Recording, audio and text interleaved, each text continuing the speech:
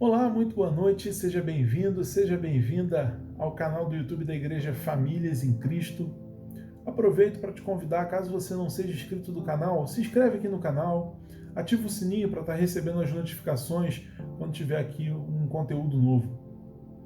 Hoje eu queria compartilhar com a igreja sobre duas histórias bastante conhecidas na Bíblia. Elas se encontram lá no livro de 2 Reis, no capítulo 4. Mas antes de começar, eu queria te fazer uma pergunta. Como é o seu relacionamento com Deus? Antes da gente ir para o texto, vamos fazer uma oração. Senhor Deus e Pai, muito obrigado, Senhor, por essa semana que o Senhor tem nos concedido.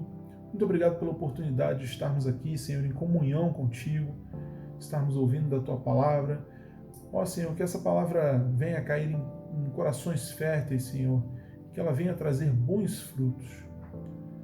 Usa-me, Senhor, como um canal para estar transmitindo essa mensagem, que o Senhor venha estar nos abençoando cada dia, cada vez mais. Em nome do Senhor Jesus é que nós choramos e te agradecemos. Amém.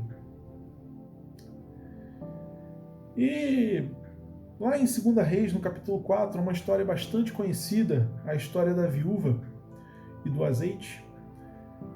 Vamos ler? Lá no verso 1. Certa mulher das mulheres dos discípulos dos profetas clamou a Eliseu dizendo: Meu marido, teu servo, morreu, e tu sabes que ele temia o Senhor. É chegado o credor para levar os meus 2 filhos para lhes serem escravos.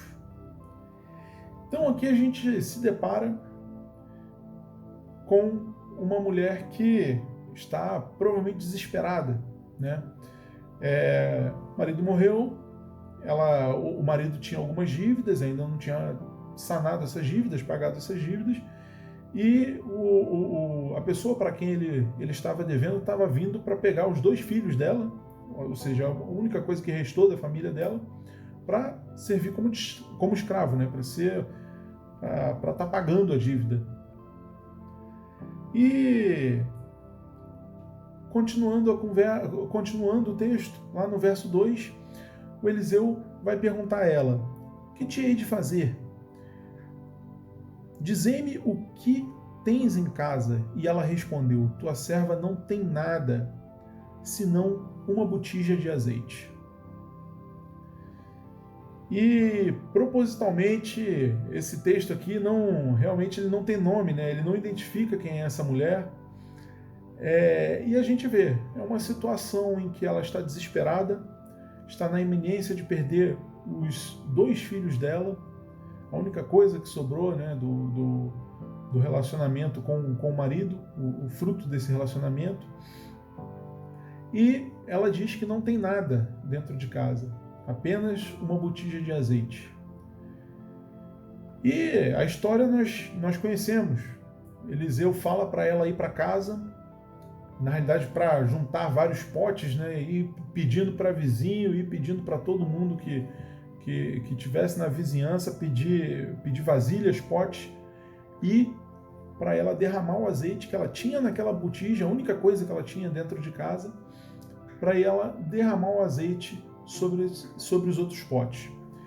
E todo mundo conhece o milagre que ela foi para casa com os potes da vizinha, de toda a vizinhança, na realidade, né? E começou a encher esses potes com o azeite que ela já tinha em casa. E é um milagre que foi acontecendo ali até que o último pote de azeite fosse transbordasse, né? Ficasse cheio. E depois de todos os potes cheios, ela vai para o profeta e pergunta, né, o que ela deve fazer agora que esse milagre se concluiu. E aí o profeta diz: vai, vende o azeite e paga a tua dívida, e tu e teus filhos vivei do resto. Ou seja, era uma mulher que tinha uma dívida, né, herdou uma dívida do marido, ela ia perder os filhos por causa dessa dívida, os filhos iam servir como uma moeda, né, para estar pagando essa dívida, e ela provavelmente ali na forma desesperada, pediu ajuda a Eliseu, e Eliseu deu a direção para que ela fizesse, e o milagre aconteceu na vida dela e na vida dos filhos dela. Ela pagou tudo aquilo que devia e ainda viveu com o que sobrou daquele milagre. É uma história bastante curta até. Se você for ler, são 7 versículos apenas na Bíblia. E a gente vê algumas características aqui na vida dessa mulher. Ela teve uma necessidade, ela foi, pediu a Eliseu, que era o profeta, que era a pessoa que respondia em nome de Deus na época, e recebeu um milagre, e a história se acabou. E agora eu quero ir para a próxima história. Vamos continuar ali a partir do verso 8, mas quero que você preste bastante atenção em alguns detalhes dessa história e lembre dessa história da viúva. A próxima história, logo em seguida, no versículo 8, continuando aqui no capítulo 4, ela diz o seguinte: certo dia passou Eliseu por Sunem, onde se achava uma mulher rica, a qual o constrangeu a comer pão. Daí, todas as vezes que ele passava por lá, entrava para comer. Esse constrangeu, eu sei que pode parecer até um pouco estranho, né? Mas seria com uma ideia de insistir. Então, uma mulher que era rica, né? A Bíblia, ela dá essa característica para a mulher, ou seja, uma mulher que tem bastante posses, né? Bens financeiros, insistiu para que Eliseu fosse na casa dela apenas para comer pão, ou seja, apenas para tomar um cafezinho, uma broazinha, apenas para estar com ela, né, dentro de casa. E aí isso se tornou um hábito de Eliseu. Ele sabia que sempre, quando ele passava por Sunem, a cidade de Sunem, ele podia ir lá, que ele ia achar um pãozinho, que ele ia achar um cafezinho, e ia poder se alimentar um pouco, né? Então, essa mulher que insistiu para que ele fosse na casa dele, ela disse ao seu marido, lá no versículo 9, vejo que este que passa sempre por nós é santo homem de Deus. Ela reconhecendo aí a grandeza ali de Eliseu, mas não da pessoa Eliseu, mas sim sobre o nome que ele representava, que era Deus. E então no verso 10 ela já diz: façamos-lhe, pois, em cima um pequeno quarto, obra de pedreiro, e ponhamos-lhe nele uma cama, uma mesa, uma cadeira e um candeeiro. Quando ele vier à nossa casa, retirar-se-á para ali. Olha que interessante. A mulher, se a gente voltar ali para a viúva, a mulher, quando teve contato com Eliseu, a única coisa que uma fez foi chegar com uma demanda. Eliseu, eu estou com esse problema aqui, você pode me ajudar? Né? Suplicando por uma ajuda. Já a sunamita, né, essa mulher de Sunem, ela simplesmente chegou, vem cá, vamos comer aqui em casa, vamos tomar um café, eu quero que você só fique perto da gente. E aí toda vez que ele passava por essa cidade, costumou a ir lá. E ela, posteriormente, ainda falou com seu marido, vamos fazer aqui em casa um puxadinho, pegar, colocar uma camazinha, uma mesinha, uma cadeira, e tem um lugarzinho ali para ele descansar, para ele ler, para ele escrever quando ele estiver precisando. E são duas atitudes totalmente diferentes. Uma, ela começou, né, uma história começou com um pedido, e a outra história começou com o estabelecimento de um laço, o estabelecimento de uma ligação ali, né? Algo um pouco mais duradouro. E aí a história nós já conhecemos. Eliseu fica muito feliz pelo que ela estava fazendo por ele. Fica tão feliz a ponto de chegar para ela, né, e perguntar: poxa, o que a gente pode fazer por você? Inclusive ele fala lá no verso 13: será que tem alguma coisa que eu posso fazer ao seu favor? Posso falar com o rei, com o comandante do exército, né? Algo ao teu favor? E aí, olha a resposta dessa mulher, que interessante. Ela respondeu assim: habito no meio do meu povo. Uma resposta que simplesmente diz assim: não, eu não preciso de nada, eu já tenho tudo o que eu preciso, tudo o que eu quero, tudo o que eu almejo. E Eliseu fica se questionando: poxa, o que eu posso fazer por essa mulher? Essa mulher fez tanto por mim e eu nunca fiz nada por ela. Eu tomo café na casa dela toda vez que eu passo por aqui, mas eu nunca pude retribuir esse favor. E então Geazi vai entrar na história, né? Ele comenta com Eliseu: Eliseu, eu percebi que ela não tem filho, essa mulher aí, ela não deu à luz. E aí, vamos voltar lá na viúva. A viúva fala para Eliseu que ela não tem nada, apenas uma botija de azeite. E ela tinha também 2 filhos. Já a sunamita, ela simplesmente fala que tem tudo, mesmo não tendo nenhum filho. E no decorrer dessa história a gente sabe, Eliseu profetiza que a mulher teria um filho 1 ano após esse dia, né, que ele estava profetizando, e a mulher ainda fala assim: não mente para mim, porque é algo que provavelmente ela desejava, né? Ter um filho é algo que a grande maioria das mulheres almeja na vida, se não todas. Mas, seguindo a história, 1 ano depois, ela nasceu o filho dela, e depois, já de crescido, ou seja, já tinha se passado algum tempo,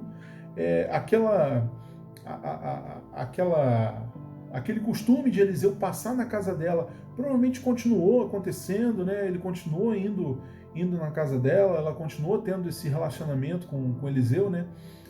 E chegou um dia que o menino começou a reclamar sobre provavelmente uma dor de cabeça, algo, né? A Bíblia descreve lá no verso 19 que ele exclamou: ai, minha cabeça. E Eliseu vai para casa, Eliseu não, o filho da sunamita vai para casa, ela pega o filho, coloca ele na cama que tinha feito inclusive para Eliseu, e o menino morre. Provavelmente uma das piores dores que uma mãe e que o pai podem ter é perder o seu filho. E essa mulher que tinha tudo, nunca pediu um filho, ela vai lá e perde o filho que Deus deu de uma forma milagrosa, pois o marido dela já era velho, ou seja, não tinha a capacidade humana aí de conceber um filho. E esse filho vem a falecer. E aí a atitude dessa mulher, como acredito aí de qualquer mãe seria, de tomar uma atitude, não ficar parada, né? Ela pega um jumento do seu marido e parte feroz à caça de Eliseu. Ela vai atrás de Eliseu. Inclusive, a Bíblia conta, né, que o marido da sunamita ainda pergunta: por que você, lá no verso 23, por que você vai a ele hoje? Ou seja, por que você vai encontrar com Eliseu hoje? Não é dia de festa da lua nova, nem sábado. E ela disse: não faz mal. Ou seja, não tem nenhuma comemoração religiosa, não é um sábado, por exemplo, que é reservado para Deus. Por que você está indo atrás dele hoje? E ela: não faz mal, eu posso ir hoje, não tem problema. Mostrando uma outra característica também, que quando a gente tem um relacionamento, né, com uma pessoa, quando a gente já conhece uma pessoa há muito tempo, não tem hora, não tem lugar, rapaz. A pessoa vai atrás, vai achar. E aí ela chega até o Monte Carmelo, e quando ela chega na base do Monte Carmelo, Eliseu lá de cima já vê a mulher, ele Rapaz, essa mulher aqui, a sunamita aqui, ainda manda o Geazi correr atrás dela e ir ver o que está acontecendo. Vai lá, corre e vê. E lá no verso 26, é isso que acontece, né? Geazi, ele fala o seguinte para ela, né? Já chega nela e pergunta: vai tudo bem contigo, com teu marido, com teu menino? E ela respondeu o quê? Tudo bem. Um garoto morto dentro de casa, a mulher fala tudo bem. Por que ela fala tudo bem para Geazi? E como a gente já conhece a história, ela vai falar com Eliseu que o filho dela está morto, né? Porque Geazi não tinha ali nenhuma capacidade de resolver o problema dela. Então ela chega e ela não vai falar ela não quer falar com Geazi, ela quer falar direto lá com Eliseu. Então, quando ela chega no alto do monte, chega próximo de Eliseu, ela inclusive se debruça aos pés dele e posteriormente ela vai inclusive indagar para ele o seguinte, lá no verso 28, pedi ao meu senhor algum filho, não disse eu não me enganes? Poxa, por que você vai me dar um filho se você vai me fazer perder ele agora? Ele novo ainda, jovem, né? E então Eliseu, né, entende ali toda a situação e ele fala para Geazi, com o intuito de Geazi e ela voltarem para casa, né? Ele dá o bordão, né? Eliseu dá o seu bordão para Geazi e fala: ó, vai embora, não para falar com ninguém, não olha para ninguém, se alguém cumprimentar você nem responde, corre para casa dessa mulher e bota lá o meu bordão no rosto desse garoto. E o mais interessante é que Eliseu dá ali uma possível solução ali para o problema, né? Um possível milagre. E aí a mulher, ela chega e fala assim, lá no verso 30, tão certo como vive o Senhor e vive a tua alma, não te deixarei. Então se levantou e a seguiu. Então se levantou, Eliseu levantou e seguiu ela. Mas a gente vê que ela chega e fala: Eliseu, ó, quem pode resolver o meu problema é você, tô contigo e ninguém me tira daqui não. E a gente sabe, Eliseu volta para casa dessa mulher, ele vai para dentro do quarto, ele fecha a porta e aí o milagre da ressurreição do filho dela acontece. E aí a história ela se finaliza, né, com esse milagre e ela acaba reencontrando ali com seu filho, né, com seu filho com vida. Mas aí eu volto a te perguntar, né, volto a fazer aquela pergunta que eu fiz no início: como é que é o seu relacionamento com Deus? E agora vamos fazer um paralelo, né, desses textos aqui que a gente leu e dessa história que a gente falou que tá no Velho Testamento. Vamos fazer um paralelo agora para a nossa vida atual. Porque naquela época, é bem sabido, né, de todos, ainda não foi a época da Nova Aliança, né? E Deus se pronunciava através de profetas. Os profetas, eles tinham essa incumbência, né, de falar em nome de Deus. E Eliseu era um desses profetas. Então, a presença de Eliseu ali na terra é como se fosse a presença de Deus. Era uma pessoa que falava no nome dele, profetizava no nome dele, né? E na nossa vida seria, se a gente quiser comparar, né, a nós como as mulheres aqui dessa história, Eliseu seria Deus. E aí a gente pode observar e comparar. E aí eu te faço essa pergunta: com quem você se parece mais? Com a viúva do azeite ou com a sunamita? Você chega e vai pedir para Deus quando você tem um momento de necessidade? Ou você constrói um relacionamento com Deus e a sua história se torna bem mais longa ao lado dele. Se torna bem mais longa porque eu chamo até a atenção aqui, se a gente olhar essa história toda até o final da Sunamita, o início do capítulo 4 até o verso 37. São 37 versos. Destes, até o sétimo é a história da viúva. Então, 37 menos 7, 30. A história da viúva e do azeite dura apenas 7 versos na Bíblia, enquanto a história de Eliseu com a Sunamita, ele dura 30 versos na Bíblia. Olha a diferença só de tamanho de história, né? Então, olha como é que a história é bem mais complexa. E a gente pode ver que em ambas as histórias, as mulheres tiveram um problema e receberam um milagre. Da mesma forma, não teve distinção. Só que, quando eu te pergunto como é que é o seu relacionamento com Deus, é o que eu fico pensando, é o que eu reflito também para a minha vida.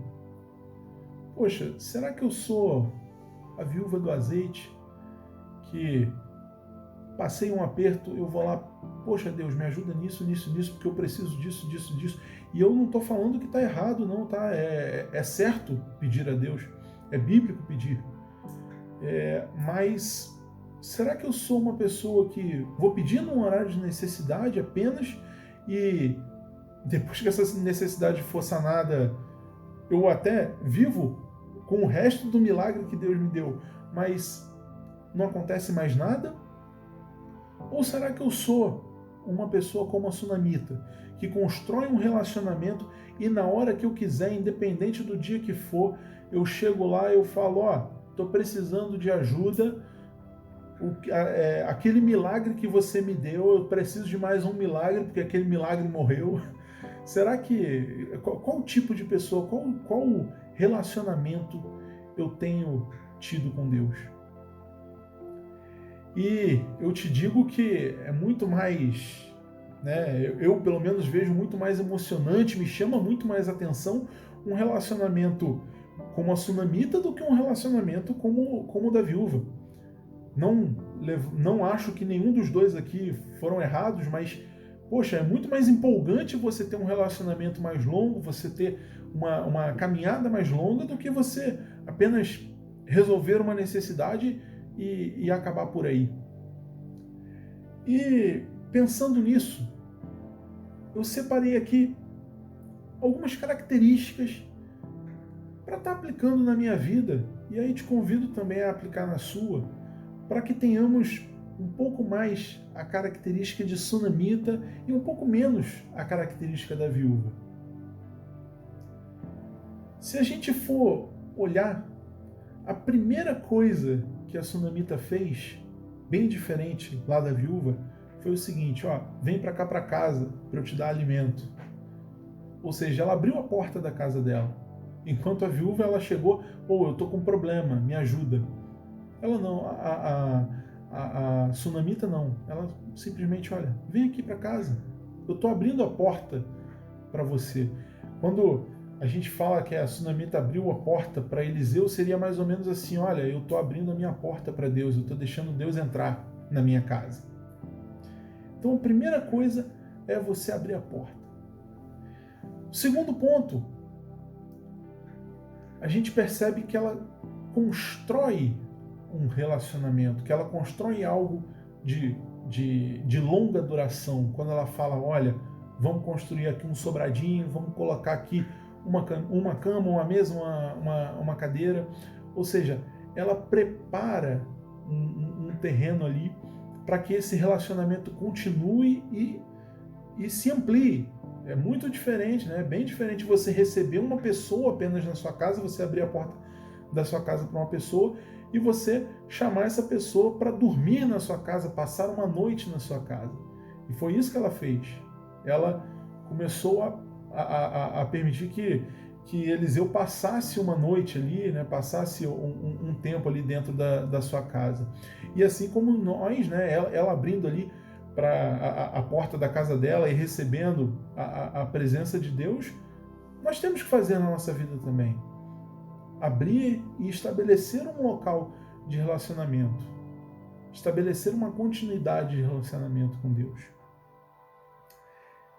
E aí, o que a gente ganha em troca com relação a isso, né? Se a gente olhar para a vida da Sulamita e tá comparando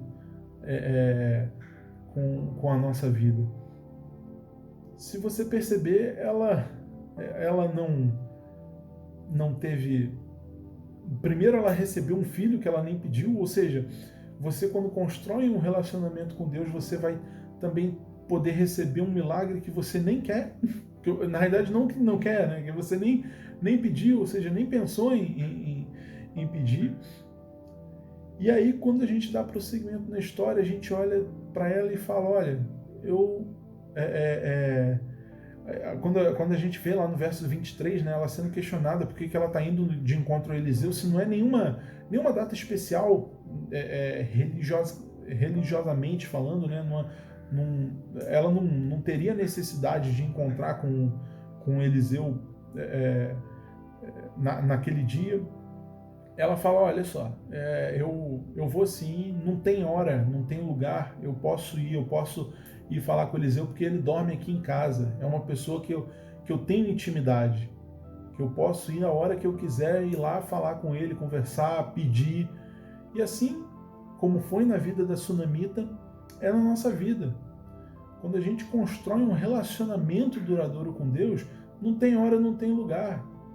É a hora que você chegar e conversar com ele, tá dentro.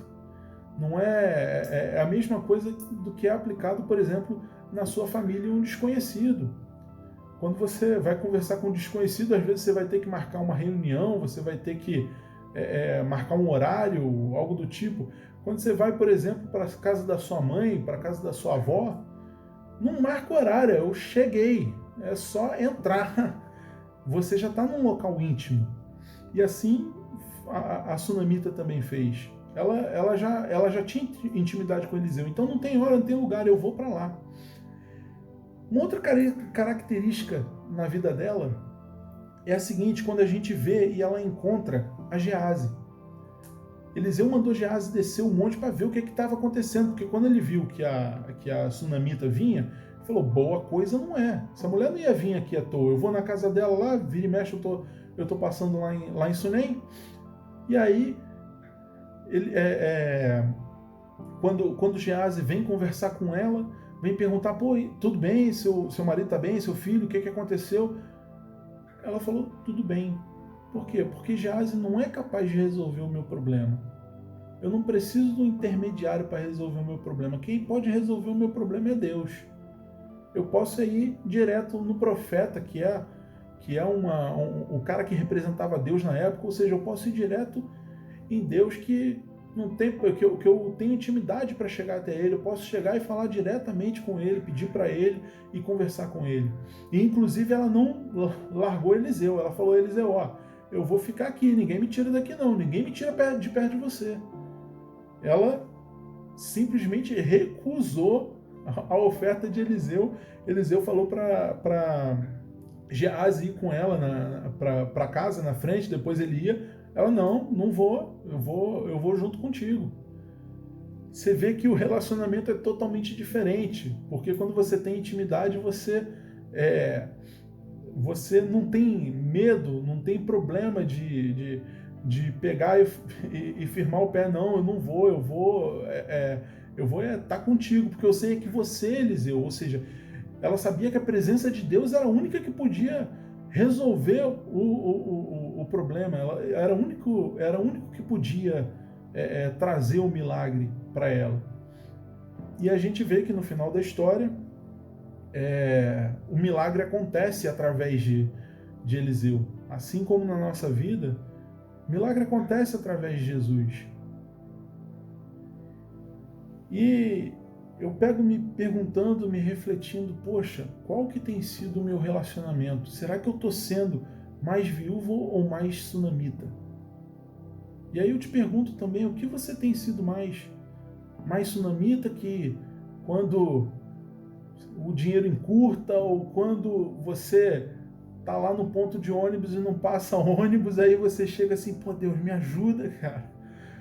faz um milagre aqui, passar um amigo para me dar uma carona, ou faz um milagre aqui, me ajuda para pagar essa conta aqui, que esse mês ainda não fechou, ou você prefere ser uma sunamita que está construindo um relacionamento duradouro, um relacionamento íntimo e diário, né? Que vai, da mesma forma, na hora que você precisar, ele vai te atender, mas você tem intimidade, então a forma de aproximação, como você chega, como você pode falar é totalmente diferente. Eu te digo que eu quero viver um pouco mais como sunamita e um pouco menos como viúva. E te pergunto, e aí? Como você quer viver também? Vamos fazer uma oração? Senhor Deus e Pai, eu te agradeço, Senhor, por essa semana maravilhosa que o Senhor tem nos concedido. Te agradeço por essa palavra, Senhor. Peço que essa palavra tenha caído em corações férteis, Senhor. Faça-nos refletir e aplicar essa palavra, Senhor. Sermos mais sunamita e menos a viúva, Senhor. Que nós possamos cada dia ter mais comunhão contigo, ter um relacionamento mais íntimo com o Senhor. É no nome do Senhor Jesus que eu te oro e te agradeço. Também te agradeço, Senhor, pois voltaremos a ter nossos cultos presenciais. Peço que o Senhor esteja derramando proteção sobre a igreja, Senhor, que tudo ocorra conforme a tua vontade e que possamos exaltar o seu nome, que o Senhor esteja abençoando, o Senhor esteja capacitando a nossa liderança, Senhor, para estar nos guiando durante esse tempo que não é fácil, mas que o Senhor está no controle. É no nome do Senhor Jesus que nós choramos e te agradecemos. Amém.